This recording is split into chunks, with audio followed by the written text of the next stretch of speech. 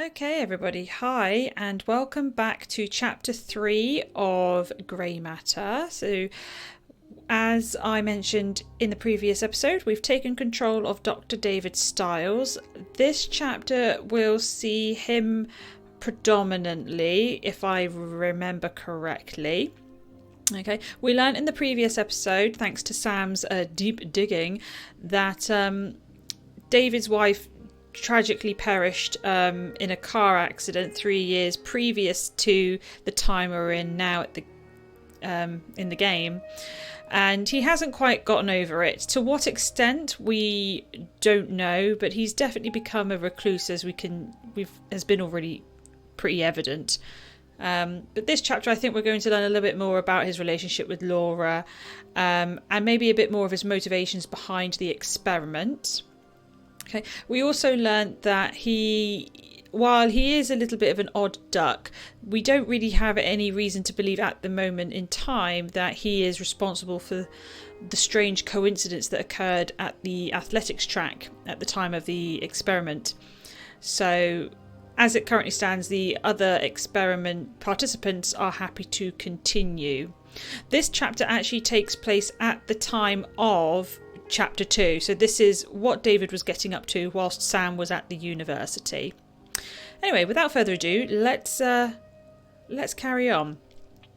We can investigate everything in this room by the looks of it. I'm not sure whether or not it's worth investigating all the other things downstairs that Sam has already interacted with. We might get some different dialogue. But starting with the sculpture, I'm going to work my way counterclockwise before we then leave onto the hallway. So let's check out this sculpture, see what he has to say about it.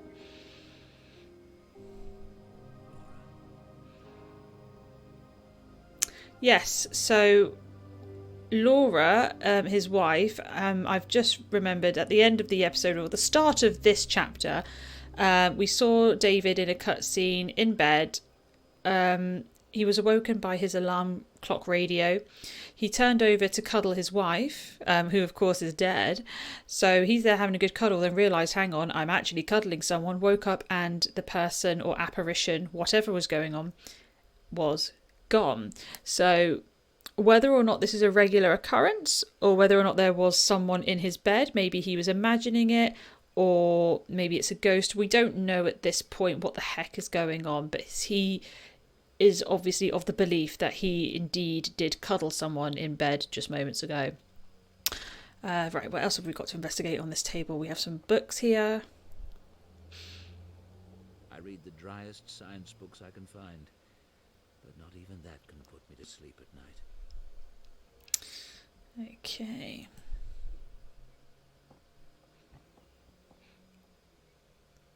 The balcony that overlooks the back garden.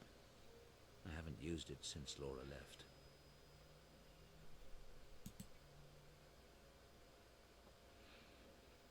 Laura used to brush her hair every night before bed. Laura loved to curl up in that chair and read, especially on stormy nights.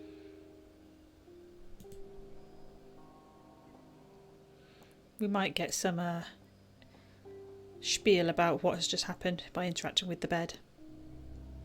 I know I felt Laura in that bed this morning. Okay, that's all there is in this room. Oh no, sorry, there is a mirror. Let's check that out too. But it doesn't look as though there's actually anything to interact with. No magnifying glass, no nothing. So maybe we get to do something with the mirror later on. But let's check out the bathroom.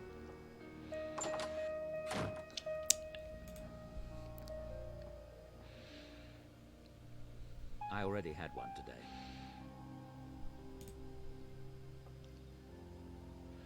I don't need a towel. Okay, I'm not too sure why it lets us interact with those things, but clearly there's nothing of note about them. I can almost picture Laura in that tub. She loved hot baths. Those are mine.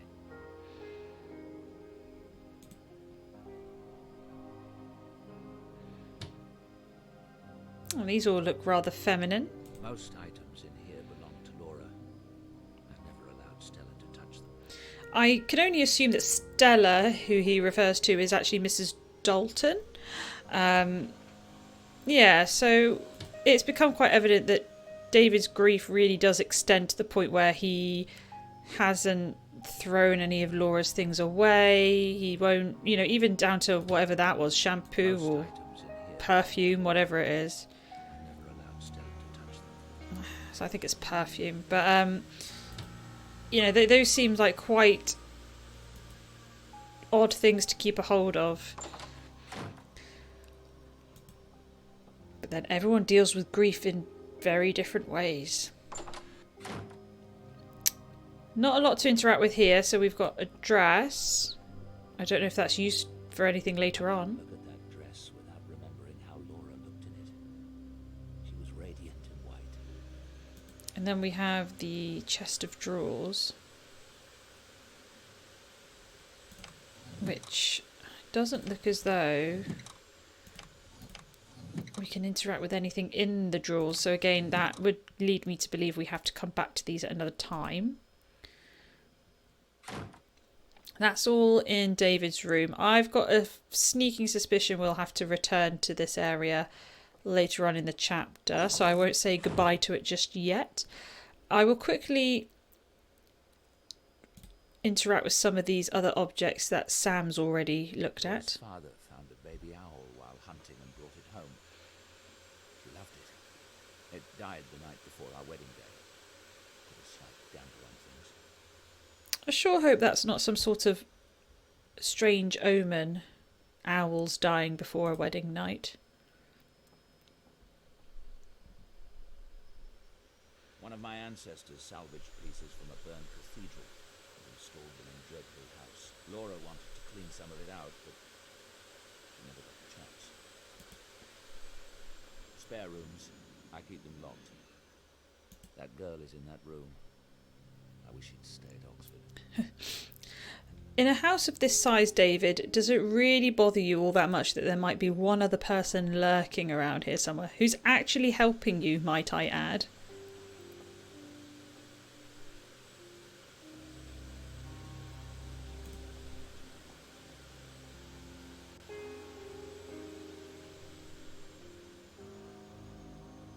Laura looked so elegant in that portrait. There you go, nothing new to add. I'm not actually sure which room of the house we need to go in. Let's have a look at our items.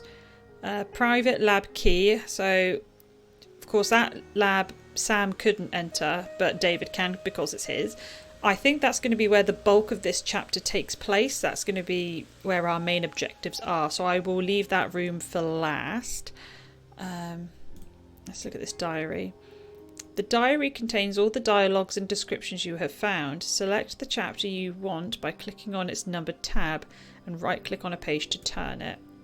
So we haven't got chapter 1 and 2, we've only got 3 because it makes sense, it's David's diary after all. So this might be quite useful if I get stuck, maybe? Perhaps? Let's see if we can enter that office that we couldn't enter before.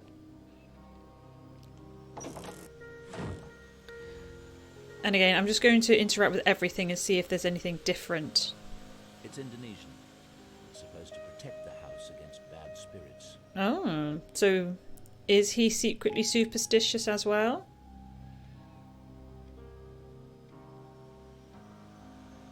Oh, he's stuck. He can't make up his mind.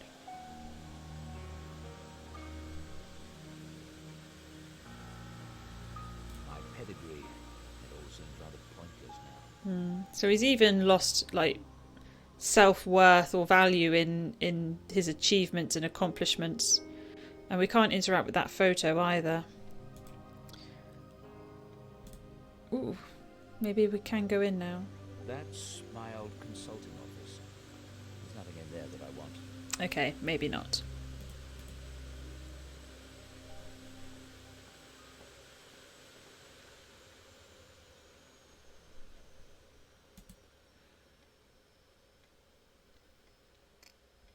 My patients. I wonder how they're faring these days. patient. Well, why don't you go visit them and ask them, David?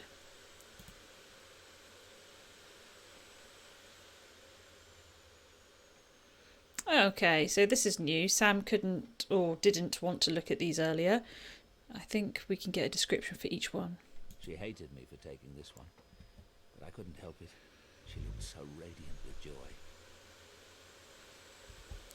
Okay, so... I mean, to be fair, no one likes having an unflattering picture taken of them. Especially me in a bathing suit. God, I'd kill anyone that took a photo of me in my swimsuit. Laura and me. She looks wonderful in this one. Okay. Right. That was taken on our honeymoon. We spent it in the Loire Valley in Ooh, France. Loire Valley. Good for you. That's the Gîte Rural we lived in, near Saint-Benoît-le-Forêt. Okay, good for you. Laura and me at the Assam Reserve, India. Pardon me, O'Reilly. Very well travelled. This is a picture of our lake cottage. I can use this for the memory I'm working on today. Okay, so we're going to work on a memory, This is a picture apparently. of our lake cottage. I can use this for the memory I'm working on today. Okay, he says he can use it, but he's not taking it, so I'm wondering if we have to come back for it later, maybe. And here's another one. This was taken at the benefit dinner we attended the night of the accident. I only keep it because I can't bear to throw away any image of Laura. Oh, so that is literally the last photo of Laura ever taken. That's sad, but it seems to be a really out of focus. Like, they should be more central to the picture. Why is there so much focus on the wall? She looks kind of either cold or scared. I'm not sure. He looks happy as Larry, but she's just like, what photo? No. Okay, I have a feeling we might need to use those photos again at some point, so I'll have to remember that. Well enough for the moment. If Mrs. Dalton needs more for incidentals, she'll let me know. Okay, so that wallet of cash that Sam so rightfully did not steal from is actually money for Mrs. Dalton to do the grocery run and stuff, so that's cool, I guess. I suppose this was long before the days of click and collect, hey? Okie dokie. Where to next, I wonder? I'm tempted to check outside. I don't think there's anything of great significance outside. But again, I don't want to run the risk of missing something and running around for ages, not knowing what I need to do. I feel like I've already done enough of that.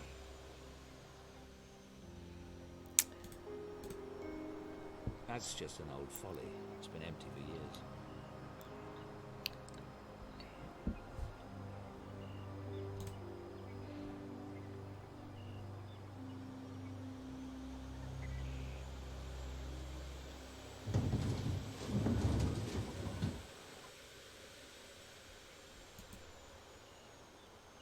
I like his jacket.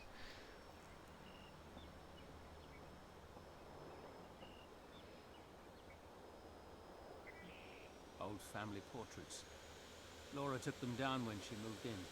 We meant to have them restored, but it never happened. It's so sad. It's like the whole house is stuck in time from Laura's death. Like, you know, there are just odd jobs around the house that he's never going to get around to doing because it was what Laura was wanting to do. It's very sad. Mrs. Dalton has it serviced twice a year. I don't touch it. Of course, so this must be the actual Bentley, which I'm surprised it just wasn't a write-off. Like, if this is the Bentley that crashed, why did he keep it?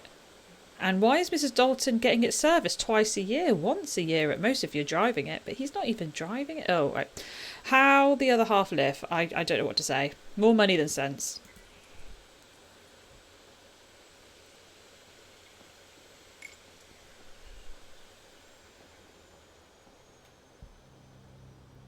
What the hell is that? Lovely. I take it he's not a fan of bikes, so of course this is Sam's bike. This is probably the first he's noticed it since She's only been here for, what, 2 nights?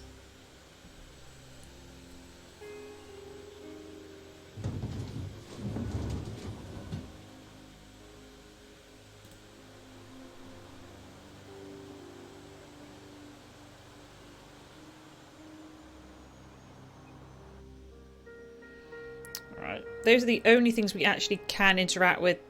We can't interact with the plaque and the house. You know, because it's David's house. I'm pretty sure he's aware that it's a house and a cognitive research facility. Or was.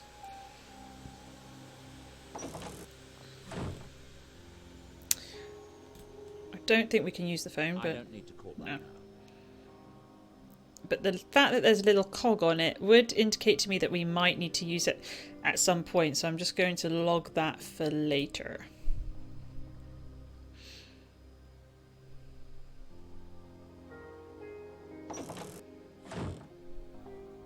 Again, not as much to interact with this time as what Sam had, so it doesn't hurt to check and see what dialogue comes up from it.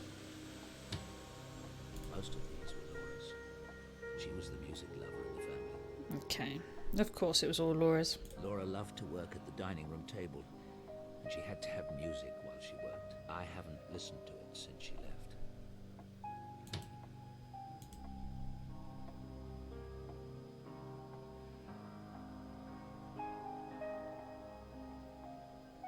These remind me so much of Laura.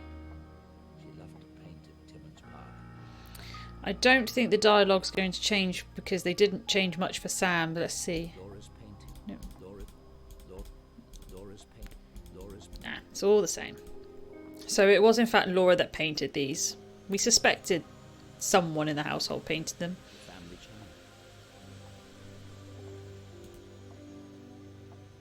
Laura enjoyed throwing dinner parties. Seems so foreign to me now.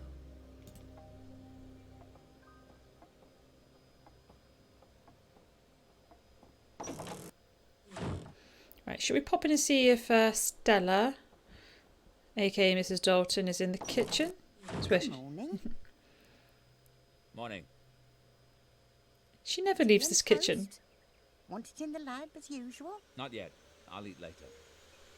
You need to eat, David. Later, Stella. As you say. Again, not as much to interact with here, so I'll go over to the notice board, then we'll see if we can have a chat with Mrs. Dalton. Same stuff as before, nothing has changed, but we can interact with those business cards like Sam did. Business card with his phone number. Okay, so we'll take that. It's a business card from Inspector Pazer of the Oxford Police Department. He was the investigator on the accident. Okie dokie, good for him.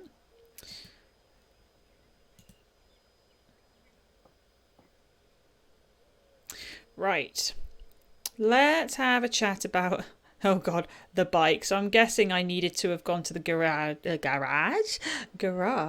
Potato.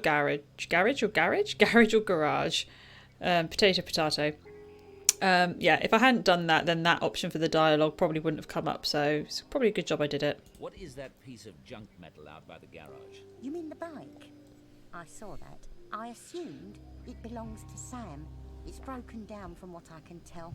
That explains the state she arrived in. It's a bloody eyesore. Well, since no one ever comes to Dreadhill House, no one will ever see it, will they? Sick burn, Mrs. Dalton. She's basically calling you out for being such an unsociable recluse there, Mr. Dr. Styles. Have you noticed anything unusual in the house lately? What do you mean? I don't know. Signs of a break-in or intruder, or just the presence of someone else in the house. No. No, of course not. Because that's the last thing we need, a spooky haunted mansion. You have seen something in the house. What is it? I never said. You're acting strange. Now that's the pig calling the cow fat. I want you to tell me. I don't care to talk about it. Never in all my years have I heard the phrase, that's calling the pig fat, or what was it? The cow calling the pig fat, or the pig calling the cow fat. That is amazing. I might have to try and use that in everyday conversation. Please tell me. It's important. Oh, he called her Nana. Nana, when you want your way, only ever did. Please. All right. It was 2 days ago. I was making your bed. I thought I saw a woman in the mirror on the dresser. It was just for a moment.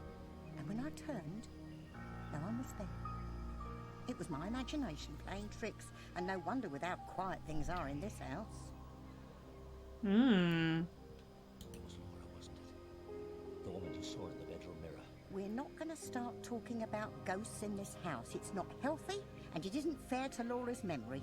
Do you hear me, David Styles? All right. Relax. Is that girl lurking about? You mean Sam? She went over to the university. Good. Oh, a fat lot of good that does to my files. So, what do you think of her? Who? Sam, of course. You are a bear this morning. She seems an independent sort to me. A go-getter. Ms. Everett certainly has initiative. She's not been any trouble to you, has she? Trouble?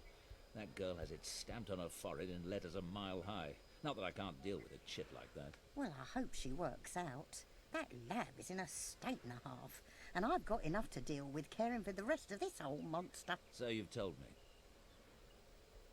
me. Did the university say anything when they sent her over? Not particularly. Funny, I thought they said they were sending a medical student, but I told them that wasn't necessary and they must have changed their minds. She's not a medical student. You'd think they'd have got that right at least. I know. That's why I think they must have sent someone else. Do you want me to call them? Doesn't matter now. We appear to be stuck with Miss Everett. So it is looking likely that the curiosity might blow Sam's cover. We're not sure how that's going to pan out. Don't get too attached to the girl, Stella. I don't intend to keep her long. What do you mean? What I said. I needed someone to sort some things out for me and help with this new experiment. It's very short term. But you can't just hire the poor girl and send her packing within the month. I don't see anything poor about Miss Everett. That shows how much you know about girls. She obviously hasn't got a pot to you-know-what in, or anyone much to care would be my guess. You should have seen the state of her clothes when she arrived, like she's been wearing them for a year. She must be on one of those low-income scholarships, don't you think? None of my business. The point is, I don't care to have a stranger in the house. The quicker it's done, the better. Now, don't go upsetting yourself. I just thought it might be healthy to have someone else in the house. Stella? I won't say another word on the subject. Listen, ring the repair shop in town and have them collect that bike. Tell them to do whatever they must to fix the ugly thing. Why, David? That's generous of you. Can't have the girl getting stuck here, can I? Generous is not the word I would use there, Mrs. Dalton. It's quite evident that he's doing it with an ulterior motive. Right, so I think that's all the chit-chat we're going to get out of her.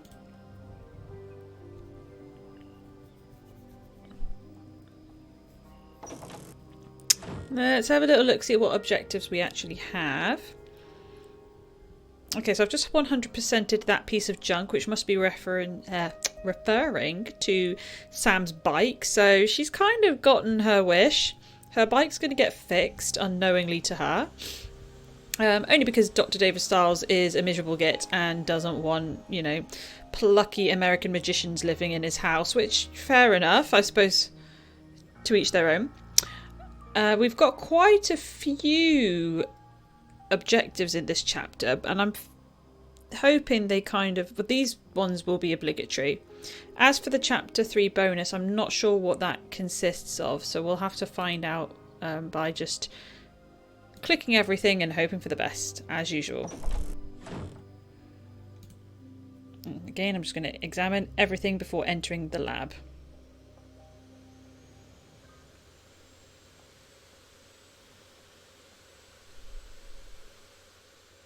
I really should give some of this away to charity. It's just gathering dust down here. I can't say I've ever known anyone to donate wine to a charity shop, but whatevs.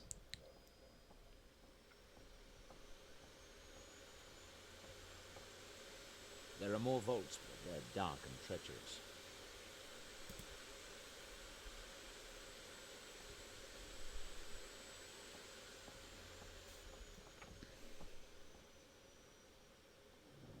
There are more vaults, but they're dark and treacherous. Okay, so we didn't get anything out from there.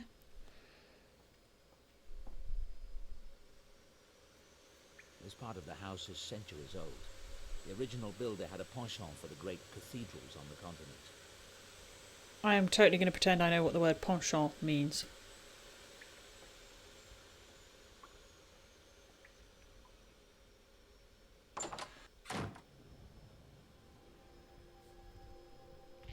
Again, not as much to interact with, so I think this will be pretty quick and easy. Look anything up right now. I bought that for the clinic. We never used it. A gold star from this effort. Now, he sounds like he's being sarcastic, but the reality is, I reckon Sam did a way better job of those files than any other person would have. You know, and like I say, he doesn't exactly want to be doing the job himself, so a little more gratitude would go a long way there, David.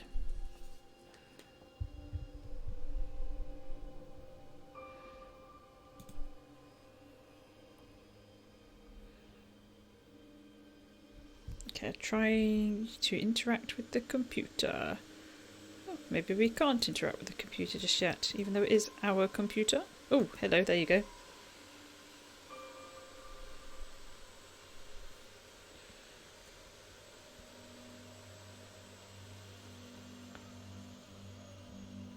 There's hours of data here. I don't want to go through it until I have several sessions for comparison. Okay, fair enough. So we can't do much with that. These beds are a tad intimidating, I suppose. I've been down here so long I forget what it might look like to an outsider. Okay, that's all there is for this room.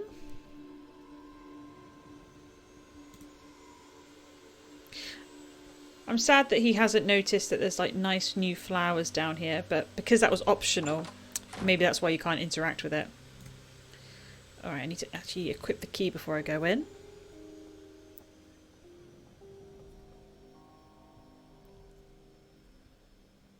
Let's try that again. I've equipped it, haven't I? Before we move on, I just want to point out that David's wallet has like super old currency in it. Like that £20 note is 2 circulations out of date now.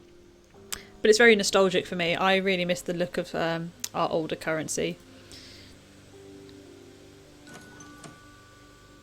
The doorbell is ringing. Who can it be? Maybe we need to go answer the door before... answer the door. I doubt David answers his own door, but maybe we should have a little peek and see who it is before going into the lab. Oh, Dr. Styles, there's a package for you. Shall I take it down to the basement? I'll get it. Thank you, Stella. Ooh, special delivery. That must be my dialogue generator. A pardon?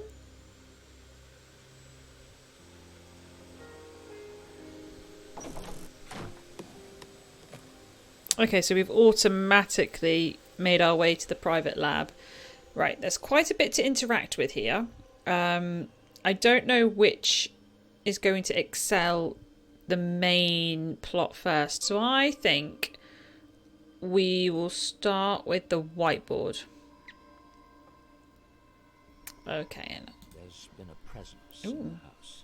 Let's read and see what he has written. So 15th of September, Laura's nightgown was laid out on the bed when I went upstairs. Sorry, his penmanship is awful. When I went upstairs at midnight, Mrs. Dalton Mrs. Dalton denied having touched it. Okay. Then 10 days later, I went upstairs about 9 p.m. and found the shower running. No one was in it and the floor was dry. Okay, then the 2nd of October, around 11 p.m, went into master bathroom and smelled Laura's perfume very strongly. The bottle was on the counter. It's normally in the cabinet above the sink. The lid was off, the top was wet. Then 7th of October, midnight. So this has all been like late at night time. Of course, you know, that's when spooky things always happen.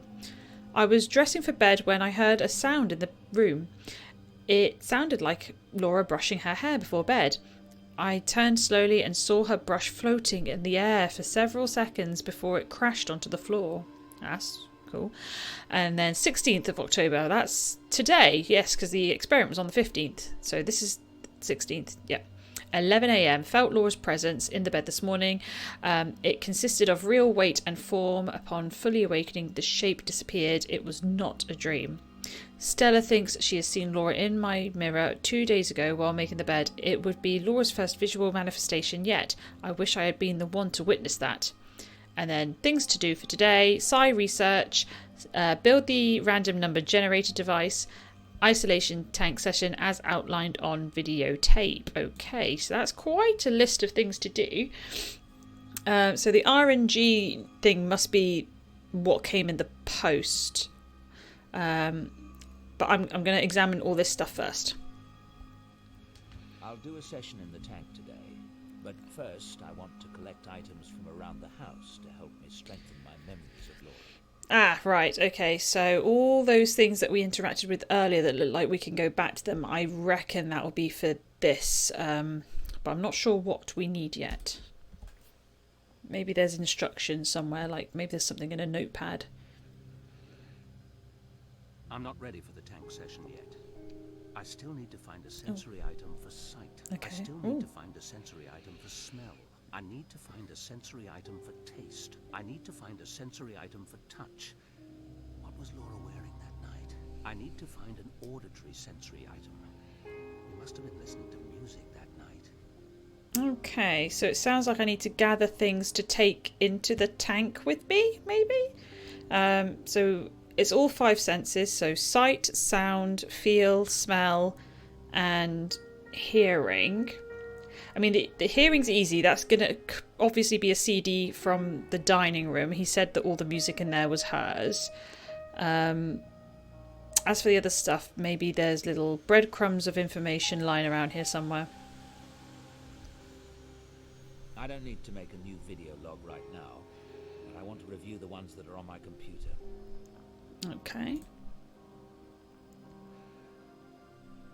It's a scanner. So it is. It's old. So it is. Okay, so we're not really getting a lot of joy there.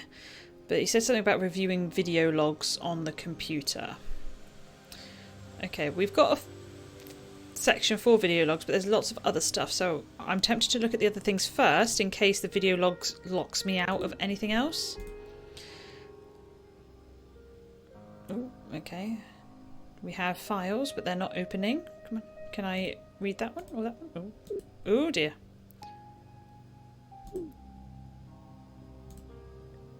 Aha, right. Okay, so we are reading something else. And it looks quite lengthy. Here we go. So, published in Science Mag 2000. The last century and a half have transformed our understanding of the human brain, the biological foundation on which our individual personalities are built. This article outlines basic facts about some of its key areas. The cerebrum. The cerebrum consists of 2 symmetric cerebral hemispheres separated by a fissure. The outer layer of the cerebrum is called the cerebral cortex. The cortex is composed of grey matter, mostly nerve cell bodies and unmyelinated fibres. Ooh, that's a mouthful of a word. And is associated with higher brain functions such as learning and memory. The subcortical cerebrum is composed of white matter, mostly myelinated axons. God, I really hope that's not a word that's going to come up too often. The corpus callosum. The corpus callosum is a large band of white fibres located beneath the cortex. It connects the left and right cerebral hemispheres, functioning as a conduit of communication between them. There we go. Now, the massa intermedia. God, it's turned into a science lesson. I love it. The interthalamic adhesion, or massa intermedia, is a small structure about 1 centimetre in diameter connecting the 2 halves of the thalamus. Its function remains unknown since no neurological deficit has been observed based on its absence. In fact, the massa intermedia, which is larger in females, is only present in about 4 people out of 5, more often in females than males. We then have a very cool diagram of the brain. Now the pineal gland. Now this, I know a bit about this, you know. You've only got to watch a couple of Lovecraft-inspired horror films to know about the pineal gland. The pineal gland, also called the pineal body, the epiphysis cerebri, epiphysis or third eye, is a small endocrine organ between the 2 hemispheres. Named after its resemblance to a pine cone, the pineal gland secretes melatonin, a hormone that affects the regulation of sleep and wakefulness as well as seasonal functions. The pons. The pons is a band of nerve fibres that connects several parts of the brain and affects many cognitive functions, including the processing of sensory information, motor control and level of consciousness. The thalamus. Oh gosh, here we go. Hang on, let's scroll down. Oh, it's the last bit. In the caudal and rostral, so tail and head, sequence of neuromeres, the diencephalon is located between the mesocephalon and the cerebrum. Statements like this can be found in many reference works, and while they may satisfy the scientist's thirst for precision, here it would be more meaningful to say that the thalamus is part of the posterior part of the forebrain known as the diencephalon. The thalamus is a vital relay station of sensory information on its way to the cerebral cortex and also affects the regulation of sleep and wakefulness. The 2 halves of the thalamus are on average about 5.7 centimeters in length. As indicated above, they adhere to a variable extent in humans. However, the adhesion contains little or no interthermalic neural connection. I don't know how relevant any of that is to the experiment, but it's all very fascinating stuff. Now, this is the experiment plan that was submitted to Dr. Headley. I don't think there's anything here that is different to what we read in the previous episodes, so I think I can afford to skip over that. But that is interesting. It doesn't look like we could do anything with the scanner just yet because we've got nothing to scan. Like I say, I'm fairly certain we need to go back and get one of those photos, but I'm not sure which one. And then, Laura always preferred dry reds in the evening, but that's all I can say for certain. Dry reds. This must be part of the sensory thing, so maybe we need this for taste. So what did he just say? Dry reds. So dry...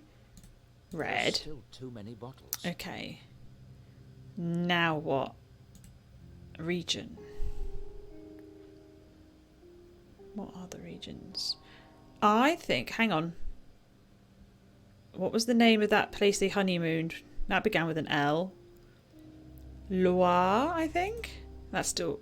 I like Muscadet. I would like some Muscadet, please. Now, year. Heck if I know what year. Let's just click on one and see what happens. That's not the right year. Okay. It was the night before Laura's birthday. Okay. Probably drinking a vintage from her birth. It was a tradition. Okay, year of birth. How on earth am I supposed to figure that out? Should I just cheat and click through all the years? I mean, logically speaking, I'm going to put both Laura and David in somewhere in their 30s. As far as 2005 is concerned. I know Laura's not alive anymore, but that's by the by. So 2005, take away 30-ish years, we're looking at 1975. That's not the right Okay. year. But I reckon we're looking in the 70s, so maybe they're a bit older than that. That's not the right year. Okay. That's not the right... Okay, we'll keep going. Terrific. Aha, Now 72. it's down to 3 bottles. So Laura would have been 33 this year. Okay, that's sad. At least that narrows it down to 3 wines. So you've got 092, 093 and 094. I'll remember that. Oh yeah, videos. We were meant to watch videos. I've decided to try to keep Laura with me. For years, I've researched the possibility that consciousness or mind is not the same thing as the physical brain. Since Laura's funeral, I swear, I have felt her presence. I've decided to spend several hours a day in the isolation tank, visualizing Laura. I don't know what will be the outcome, except probably to indulge my own grief. But if any of her energy remains, then by giving it attention and focus, maybe I can lengthen its influence. Since work no longer interests me, I've decided to make this my work. I will log the results. Okay. So his obsession with whatever he's trying to prove or disprove with his research is basically being motivated by Laura's death and has consumed him for 3 years. I've been spending 2 hours a day in the tank. The results have varied. Sometimes I'm convinced I feel Laura's presence. Other times I'm not able to get past my doubts. I still believe Laura is here. I do. Bergson, the philosopher, believed we choose our own reality. If nothing else, I have done that. I'm having new equipment designed that should boost my sessions in the tank. That is all. Okay. So that's why he locks himself away down here. He's been using that tank every dang day. Laura would be 33 today. Happy birthday, Laura. Happy birthday, darling. Oh. If I had just watched that video first, it tells me what her birthday was. So she would, 33 in 2005, so 1972 would have been a year of birth. Oh well. To be fair, there was nothing stopping me from just clicking every single year. You would just have to listen to a lot of dialogue in order to get there. Something strange has been happening. There have been several incidents that indicate a presence in the house. The presence of Laura. It sounds insane, I know, but there have been undeniable physical phenomena. Is it possible that through my sessions in the tank I've given Laura the energy to manifest? I plan to keep a careful record of events as they unfold, and there might be something in the field of psi research that could help. I'll look into it.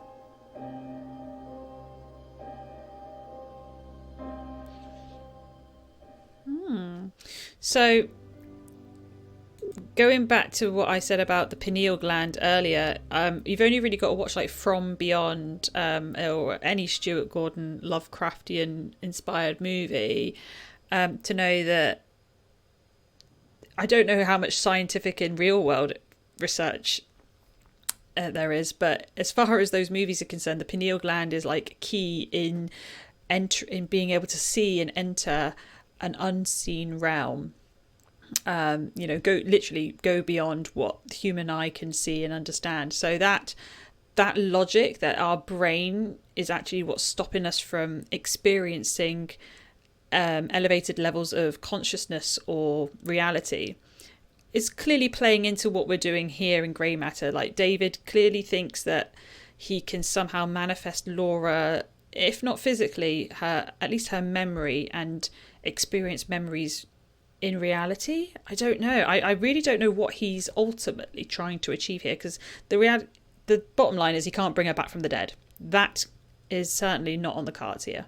Laura's presence in the house has continued. I've decided to begin a new experiment to study the effects of imagination. I'll use students as subjects and my fMRI. My hope is to record data on the areas of the brain involved in detailed visualizations. Perhaps using biofeedback, I can train myself to stimulate the same area in my own brain and thus increase the power of my sessions in the tank. This may, in turn, give more energy to Laura. Okay, so we are going a little bit crazy scientist here, but that's okay, David, don't worry. Let's have a look at what our objectives are so far. So the piece of junk, we completed that earlier. A spectral presence. There isn't much left on that particular section, but I'm not really sure what we've done so far to achieve that. I don't know if that's by reading the video logs or what. And then psi and psi again. I'm not sure again if that's referencing the tank or something else. So at this point, the only thing we know we have to do, as far as the board is concerned, if we just refer back to it real quick. we need to do research, which I don't think we've finished, hence the psi and psi again objective isn't complete. Build the RNG device, we haven't even touched that yet. And then the isolation tank session, we need all these items, apparently. Items that we haven't yet collected. I think the safest thing to do before I forget them is to pick out that bottle of wine. Otherwise I will forget what the numbers we're meant to be referencing are. So let's have a quick look at the wine rack here.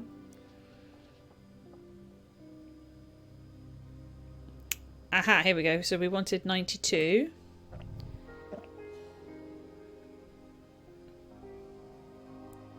Oh, he's doing the whole swivel and spit thing.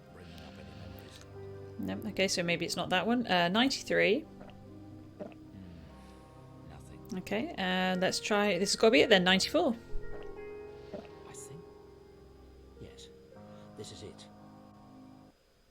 Oh, we've unlocked a memoir.